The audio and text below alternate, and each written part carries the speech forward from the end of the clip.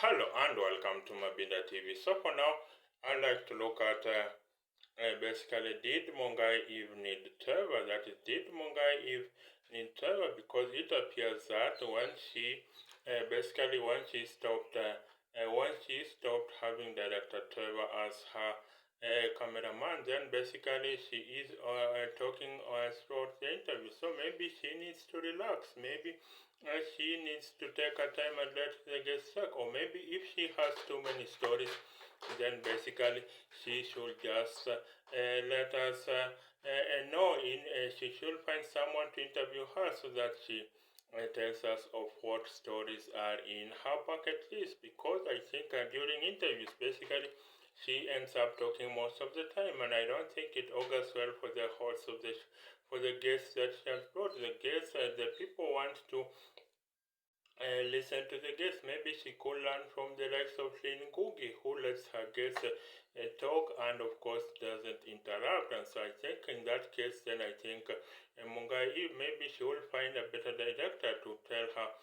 Maybe here you have overstepped. Of course, she brought. They used to bring back. They used to bring stories, very good stories of people that stories that you wouldn't get any in the media, but then she upgraded. So of course I would think that now she needs to relive of those memories and basically tell us of stories that tell us stories about maybe which we've not heard. So for now, I would wish that Mungai Eve at least does tell us the stories that are pertinent to the stories that are crucial that we need to hear. So I think she should have formed a media station. Really, at one time, Director Trevor said now they are a media station. I think that's what Director Trevor said. They are now a media station. So basically, Mungai Eve was the face, the brand, and then Director Trevor did all the behind the scenes work. So now we know he did a lot of things because it is not just, but of course, then that relationship went asunder. So basically, that's just about a man and a woman dating that are dating. Then it appears they are no. If you mix love and business, then it usually goes asunder. So basically, they mixed love and business, and of course, they broke up. And now Mungai Eve does not want to hear of those stories, but it appears they would have gone far much ahead. Now it is another breakup of a business, and following another breakup of Simon Kabo and Sarah Kabo. Of course, Sarah Kabo is finalizing her divorce from her husband, Simon Kabo. So basically, they will be divorcing. So that shows that is there a business that you can form with your better half? Can a better half make a good business partner? Maybe that's what we need to ask. Can a better half make a good business partner? So that's what we need to ask. So and then another story that I'm following through is why are these cabinet secretaries so rich? These cabinet secretaries nominees, they are so rich. You find that William Kabogo has a net worth of about 3.01 billion shillings. So why would you be seeking a job when you have a net worth of 3.0 billion shillings? So if William Kabogo is worth that, then what of then with some Salam Dawadi has a net worth of 4 billion? Then what about President Ruto? Maybe 200 billion. So people, I've told you often, Africa has a lot of money.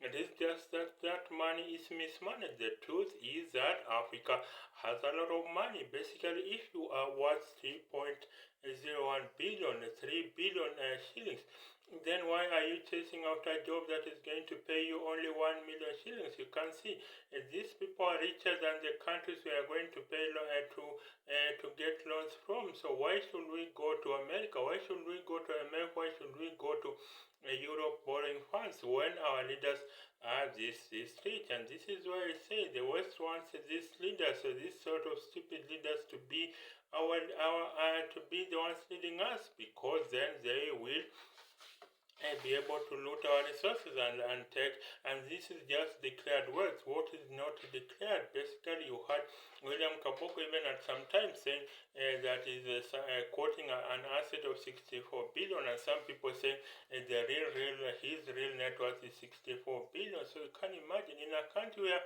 graduates cannot find jobs, in a country where roads are dilapidated, in a country where people there are not enough teachers in class, you find that a cabinet minister is worth 3 billion shillings. But then, if you ask them for a single product they have invented, they don't have. If you ask them of a single service they have invented, they will not tell you. So basically, the fact is that in Africa to get rich, in Kenya to get rich, you just have to be close to power. So it is crony capitalism that is driving.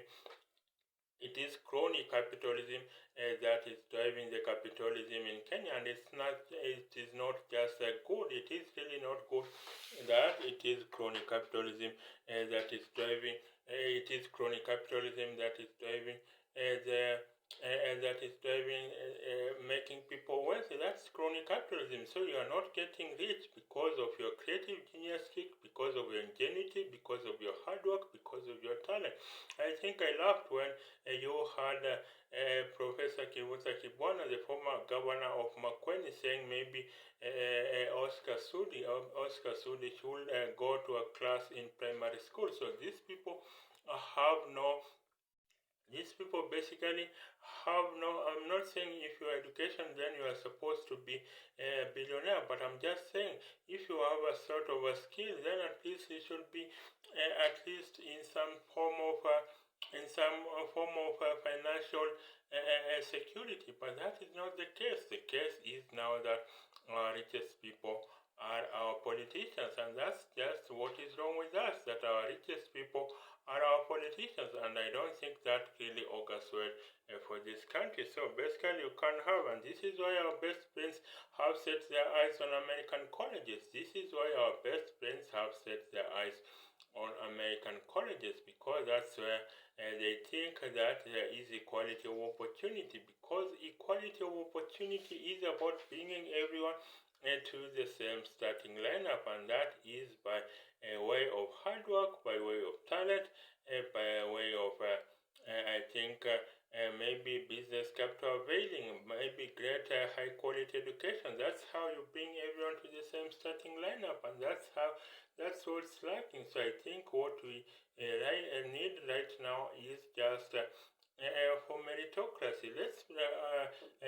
have a system of meritocracy. This thing that politicians are stealing money and taking shortcuts. It's so young people, if you tell them you can get rich through hard work, a lot of young people are going to stare at you. Why? How? Well, you show me one successful, one wealthy person in Kenya that follows the strict rule of the book of hard work and applying themselves. There is not one of them. So that's the problem with Africa. That's the problem with Kenya. Basically, we are having these people that are to reach. If you want 3 billion shillings, then basically you should be investing in businesses. You should be investing in factories, not looking for a way to come and eat in garments. So basically our values are broken, and that is why then we will not have a country anymore. Our politicians are stealing money left, right, and center. If you ask them for a single product or service, we are not even sure. And I think some of them are non-drug dealers. I'm not saying Kabogo is a drug dealer, but some of them are non-drug dealers. That's why the value system of the country has collapsed. And this is why I beseech this. We need to have values. The problem we have in Kenya, the problem we have in Africa, is that we have more rich people than we have wealthy people, because riches uplift only an individual. Riches uplift only an individual, while wealth uplifts the whole society. So this is why I say we need to have a system where we are going to have the best and brightest rise up. I'm not saying or a creative genius trick. If you invented a product and you're a billionaire, then no one will be bothering, since people will be you will have solved the problem, and then you will have employed people. So basically, we are having people that have no factories, people that have no companies, just coming along and stealing public money. So that's the problem with Africa, and I think that's why things are not working, because people are buying their way, taking shortcuts. People want to go to public service not to serve but to steal. People want to go to public service not to serve but to steal, and that's the problem.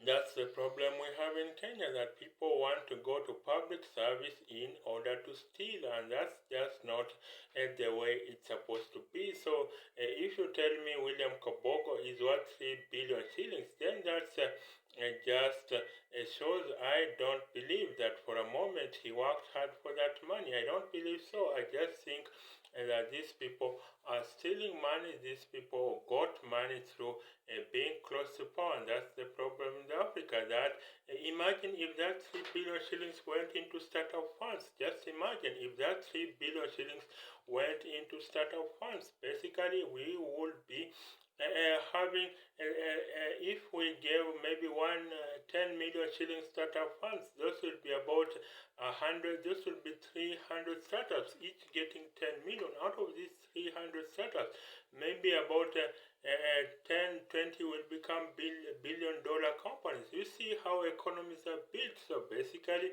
that is how we go wrong, because we let people make money through stealing. We let people make money through we let people make money through shorthand, underhanded tactics, and that's what's wrong with our value system. That is, we don't value meritocracy, we don't value talent, we don't value skills, we don't value a way to become rich through ingenuity, hard work, and creative genius, and that is why Africa suffers. So we need to have basically a system of meritocracy, have startup centers throughout Africa, throughout all the towns and cities in Kenya. Look at someone wanting to start a company, they get so many taxes that they give up. So basically, I would say that what we need right now is a system where we can nurture our businesses. Look at the businesses fleeing the country, because the climate for doing business is just unpalatable, because you have people at government is taxing businesses way too much, and so you take any company. Not even companies are making this much money that politicians are making. So that's why politics is the most lucrative business in Africa. Politics is the most lucrative business in Africa. Why? Because our politicians really just steal money, and that's why we need to be able to bring back values of meritocracy. And when we bring back values of meritocracy, and that's the way we will be able to make this hard work stick. That's how we will be able. And I think if we had the likes of Bill Gates or Elon Musk, Africa's own version of them, then our people will really see the value in hard work. But right now they don't see, they give up. That's why if you tell someone that there's a way to succeed through hard work, through talent, through creative genius, they just laugh at you. So I think that's very unpalatable for someone to have that much money, and they cannot point to a single company they run. You cannot point to a single product they invented or a single service they invented. I just think it is so wrong. So bye for now. Till the next time. Bye for now.